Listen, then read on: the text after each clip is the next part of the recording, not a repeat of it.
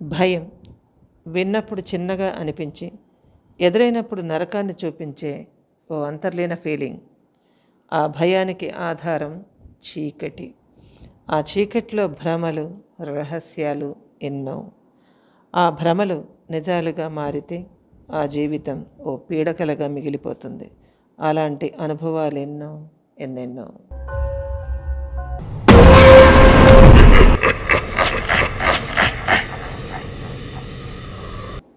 మీ అందరి సహాయ సహకారాలతో ముందుకు దూసుకువెళ్తున్నటువంటి మన ఛానల్ని మరింతగా ఆదరించి మీ సబ్స్క్రిప్షన్స్ రూపంలోనూ మీ లైక్స్ రూపంలోనూ తెలియజేస్తారని, మన ఛానల్తో కలిసి నడుస్తారని మనస్ఫూర్తిగా కోరుకుంటున్నాను.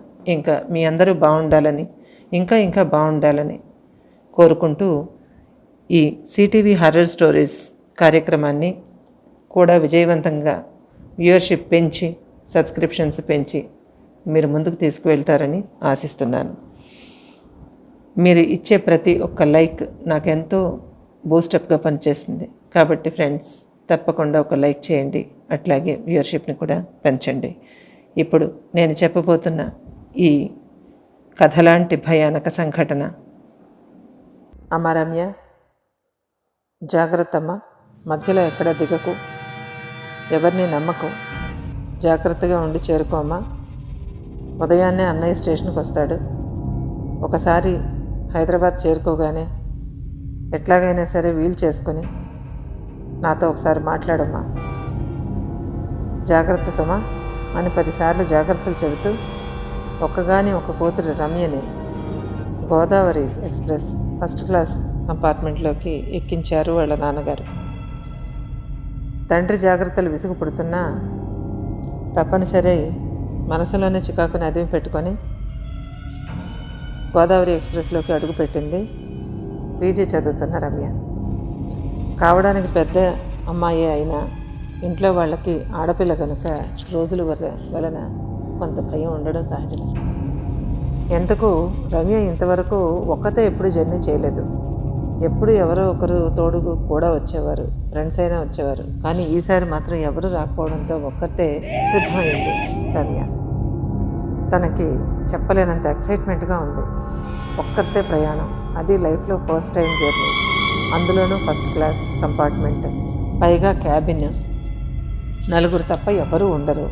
ఆ 4లో తనొకటి కాగా మిగతా 3 ఎలాంటి వాళ్ళు వస్తారో, ఎవరైనా పెద్దవాళ్ళు వస్తారో, కాస్త వయసులో ఉన్న వాళ్ళు వస్తారో, ఒకవేళ మగవాళ్ళు కానీ వస్తారు. అయినా రాకుండా ఎలా ఉంటారులే. పైగా ఈ రోజుల్లో తనకి ఇదేం చేదస్తాం. తనలో తనే లోపల చిరాకు పడి తన బెర్త్ నెంబర్ చూసుకుంది. తను అదృష్టవశాత్తు కింద బెర్తే.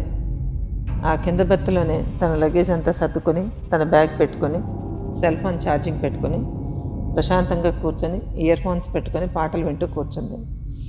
మరొక 2 నిమిషాల్లో రైలు కదిలింది.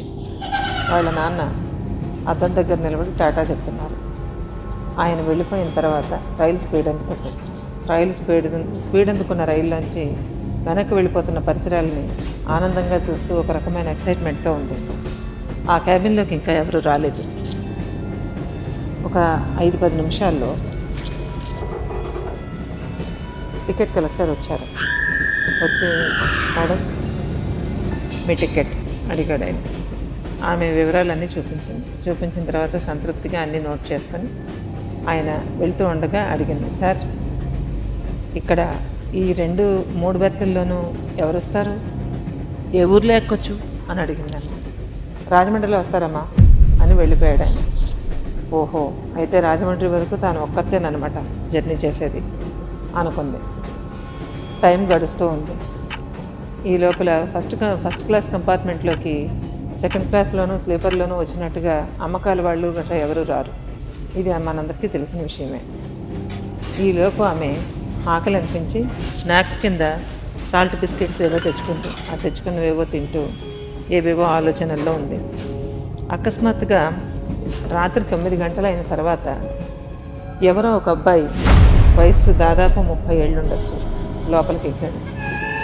రాజమండ్రిలో కదా వస్తారని చెప్పాడు టీసీ, మరి ఇప్పుడు వచ్చారని చెప్పమా అనుకుంది. అయినా తనకి ఎందుకని నోరు మూసుకొని ఊరుకుంది రమ్య. కాసేపట్లో అతను పై బెర్త్ మీద తన లగేజ్ సర్దుకున్నాడు. ఓహో, తనలాగే సింగిల్ జర్నీ అనమాట. పైగా పై బెర్త్ అనుకుందాము. పై బెర్త్ మీదకి అబ్బాయి వెళ్ళిపోయాడు. వెళ్ళిపోయిన తర్వాత రైలు నిరంతరంగా సాగిపోతూనే ఉంది. కొంత దూరం వెళ్ళిన తర్వాత అప్పుడు వచ్చింది రమ్యకి భయంకరమైన డౌట్. రైలు చాలా స్పీడ్గా వెళ్తోంది. అంత స్పీడ్గా వెళ్తున్న ట్రైన్లో ఈ అబ్బాయి ఎక్కడి నుంచి వచ్చాడు? ఏదో ఒక స్టేషన్లో ఆగితేనే కదా రావాలి. మరి అటువంటప్పుడు రన్నింగ్లో ఉన్న రైల్లోకి first class candidate train journey అవుతున్నప్పుడు ఎలా వచ్చాడు అనుకుని పైకి చూసింది. పైకి చూసేటప్పటికి అక్కడ ఎవ్వరూ లేరు. క్యాబిన్ మొత్తం ఖాళీగా ఉంది. ఆమెకి ఒక్కసారిగా వణుకు పుట్టింది. తనకి భ్రమ కలిగిందేమో, తనే ఎక్కువగా ఆలోచిస్తుందిగా, ఈ ఎక్సైట్మెంట్తో తనకి ఇలా ఉందేమో అనుకుని తను తాను సర్దుకొని కాస్త ధైర్యం చెప్పుకుంది. కాసేపట్లో లైట్, క్యాబిన్లో లైట్ ఫ్లిక్కర్ అవ్వడం మొదలైంది. ఆ ఫ్లిక్కర్ అవుతున్న లైట్తో విసుగు పుట్టింది ఆమెకి. పంపదీసి కరెంటు కానీ పోదు కదా. ఆమె ఊహలోనే ఉంది. టక్కున పోయింది లైట్. మొత్తం క్యాబిన్ అంతా కూడా చిమ్మ చీకటిగా ఉంది. అంత చీకట్లో ఆమె ఒక్కరితే ఆ క్యాబిన్లో కూర్చునేటప్పటికీ రమ్య పై ప్రాణాలు పైనే పోయాయి. బయటకు వెళ్ళినా హెల్ప్ అని అరిచినా బాగుండదని, పరువు పోతుందని చాలా జాగ్రత్తగా భయాన్ని కంట్రోల్ చేసుకుని కరెంటు కోసం ఎదురు చూస్తోంది. అసలు ట్రైన్లో కరెంట్ ఎలా పోతుంది అనుకుంది. మరి కొంచెం సేపు అయిన తర్వాత క్యాబిన్ బయట ఎవరో నడుస్తున్నట్టుగా ఫుట్ స్టెప్స్ వినిపించడం మొదలుపెట్టాయి. ఆ ఫుట్ స్టెప్స్ వింటూనే ఆమె అలర్ట్ అయ్యి తడుముకుంటూ వెళ్ళి గబగబా డోర్ తీసింది. డోర్ తీసి మరొకరు వెళ్ళిపోతున్నారు. సార్ క్యాబిన్లో కరెంట్ లేదండి అని చెప్పింది. ఆయన వింతగా చూసి ముందుకు వెళ్ళిపోయాడు. తను వింతగా ఎందుకు చూశాడో అర్థం కాక వెనక్కి తిరిగి చూసింది. క్యాబిన్ చాలా ప్రకాశవంతంగా వెలుగుతుంది. ఇదేంటిది, లైట్ ఎప్పుడు వచ్చింది?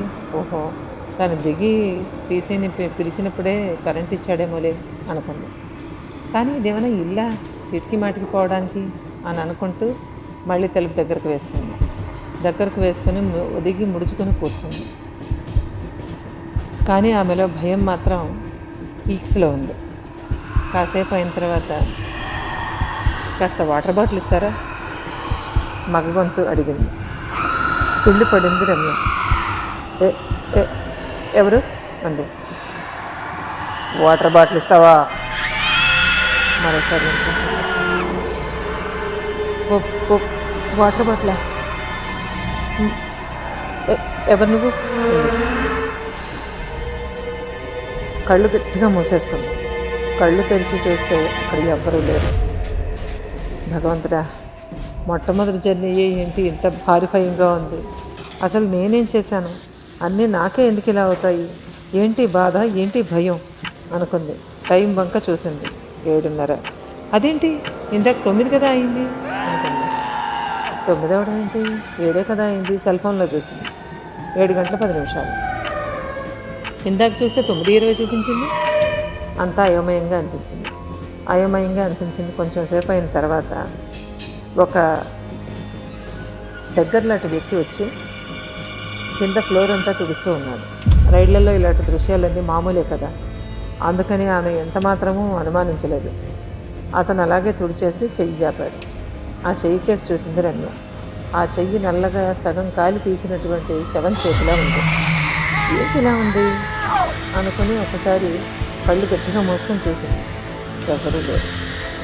అసలు తను రైలు ఎక్కిందా లేకపోతే హర్రర్ ఎక్స్ప్రెస్ ఎక్కిందా? ఏంటిలా ఉంది? ఎప్పుడు లేనిది తనకే ఎందుకు ఇలాంటివన్నీ జరుగుతున్నాయి అని అనుకుని ఇంక అందులో ఉండబుద్ధి కాలేదు. వెంటనే బ్యాగ్ భుజానికి తగిలించుకుని డోర్ తీయబోయింది. డోర్ రాలేదు. ఎంతసేపు చూసినా డోర్కి ఎటువంటి ఓపెనింగ్స్ కనిపించలేదు. ఎలా తీయాలో అర్థం కాలేదు. గడియ ఉంది కానీ తీయడం రావడం లేదు. ఏం చేయాలా అని ఆలోచిస్తూ హెల్ప్ అని బాధ సాగింది. కొంచెంసేపు అయిన తర్వాత ఎవరో అటుగా వచ్చి తలుపు తీశారు. ఏమ్మా, ఎందుకులా అరుస్తున్నారు? వాట్ హ్యాపెండ్ అని అడిగారు. అంటే ఆమె ఏం చెప్పాలో అర్థం కాక బిక్క చచ్చిపోయి బెర్త్ దగ్గర గోడకి ఆ వాల్కి అతుక్కుపోయి నిలబడింది. అది అది అన్నాడు. ఒక్కరే భయపడుతున్నారా? వచ్చేస్తారులేండి, రాజమండ్రిలో ఎవరో వస్తారు, మీరు ఉండండి, పర్వాలేదు, ఏం కాదు అని చెప్పి, మీకు అంతగా భయం అనిపిస్తే బయటకు వచ్చి కూర్చోండి అన్నాడు ఆయన. బయటికి ఎందుకు, అదంత రిస్క్ ఏమో అని అనుకుని ఆమె బయటకు వెళ్ళడానికి ఇష్టపడకుండా లోపలే కూర్చుంది. కానీ ఈసారి మాత్రం లగేజ్ తనతోనే పెట్టుకుని, సెల్ ఫోన్ ఛార్జింగ్లో పెట్టింది తీసేసి పెట్టేసుకుని, బ్యాగ్లో పెట్టేసుకుని, వాటర్ బాటిల్ కూడా సర్దేసుకుని వెళ్ళిపోవడానికి సిద్ధంగా ఉన్నట్టుగా చెప్పుల్లో కాళ్ళు పెట్టుకుని మరీ కూర్చుంది. తనకి దేవుడి స్తోత్రాలు ఇటువంటివి పెద్దగా ఏమీ రావు, కానీ ఒకటే ప్రార్థిస్తుంది, దేవుడా మా అన్నయ్య దగ్గరికి నేను క్షేమంగా వెళ్ళిపోవాలి, ఈ బాధలన్నీ నాకే ఎందుకు వస్తున్నాయి, అసలు ఈ రైల్లో ఏమన్నా దెయ్యం ఉందా మనసులో అనుకుంది. దెయ్యం ఉందా అనగానే ఆ ఆలోచన రాగానే ఆమెకు భయం ఎక్కువై ఒకసారి చుట్టూ చూసింది. పైబెర్త్ ఖాళీగా ఉంది, క్యాబిన్ మొత్తం ఖాళీగానే ఉంది. ఇంకా లాభం లేదు, ఇందులో తను ఉండలేదు, తను ఇక్కడి నుంచి వెళ్ళిపోవాలి, బయట కూర్చోవాలి అని అనుకుంది. అనుకోగానే ఒక్కసారి క్లిక్ మన సౌండ్తో డోర్ లాక్ అయ్యి, ఇదేంటి తను లోపల నుంచి కదా వెయ్యాలి, ఎవరు వేశారు అని చూసేటప్పటికల్లా లోపల నుంచే వేసినట్టుగా ఉంది తప్ప బయట నుంచి వేసినట్టుగా లేదు. వెంటనే ఒక్కసారిగా ఆమెకి గుండె ఆగినంత పని అయింది. ఏంటి ఇలా జరుగుతోంది అని అనుకుని, ఎవరిందులో ఉన్నారు మర్యాదగా చెప్పండి, ఈ ఇంద్రజాల విద్యలు నా దగ్గర కావు, ఇలాంటి మ్యాజిక్లకు భయపడే రకం కాదు నేను, ఏంటో చెప్పండి, ఎవరిందులో ఉన్నారు అని ధైర్యం తెచ్చుకొని గట్టిగా అడిగింది.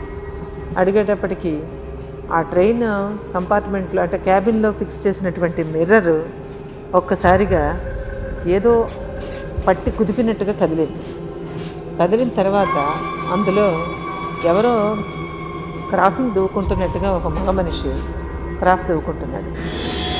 హలో మిస్టర్, ఎవరు మీరు, లోపలికి ఎలా వచ్చారు అని అడిగింది అథారిటీగా.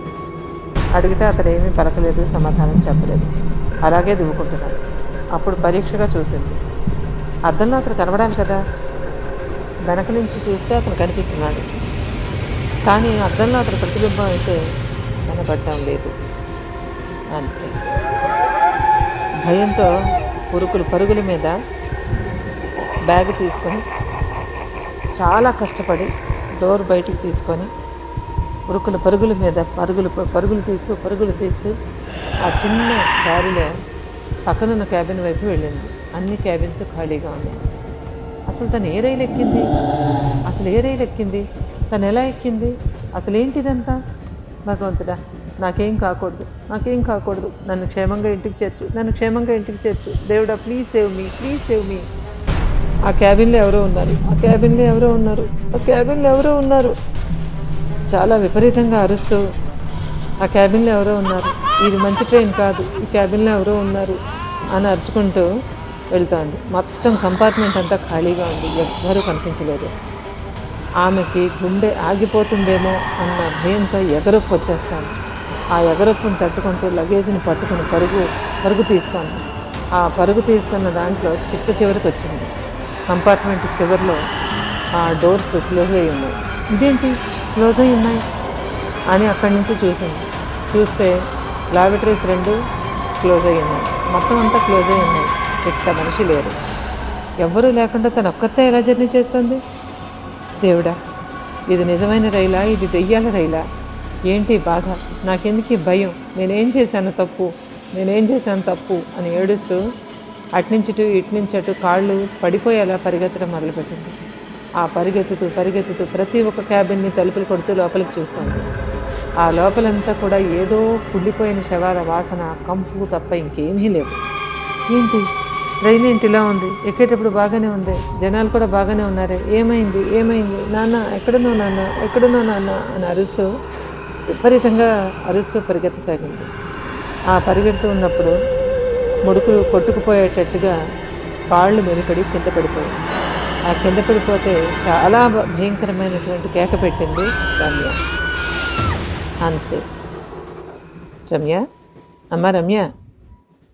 నీకెన్నిసార్లు చెప్పాను పడుకునే ముందా హర్రర్ పుస్తకాలు చదవద్దని, ఎందుక దెయ్యాలు భూతాల కథలు చదువుతూ ఉంటావు, 24 గంటలు దెయ్యాలు తప్ప ఇంకో లోకం లేదా నీకు అని చెప్పి వాళ్ళ అమ్మ భుజం మీద గట్టిగా తడుతూ ఉన్న చప్పుడు వినిపిస్తోంది.